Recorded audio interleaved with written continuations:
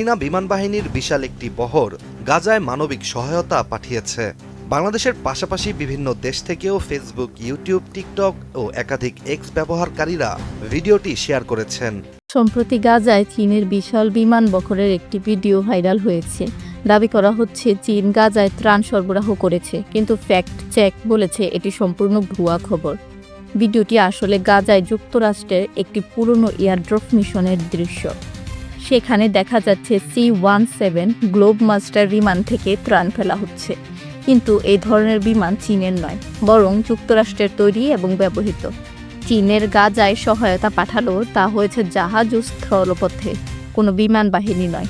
ফলে ভাইরাল হওয়া এই ভিডিওটি চীনের নামে চালিয়ে দেওয়া ভুল এবং বিভ্রান্তিকর। সত্যতা যাচাই না করে এমন ভিডিও শেয়ার থেকে আমাদের সবার বিরত থাকা উচিত। নিত্য নতুন আপডেট নিউজ জানতে আমাদের চ্যানেলটা সাবস্ক্রাইব করে পাশেই থাকুন।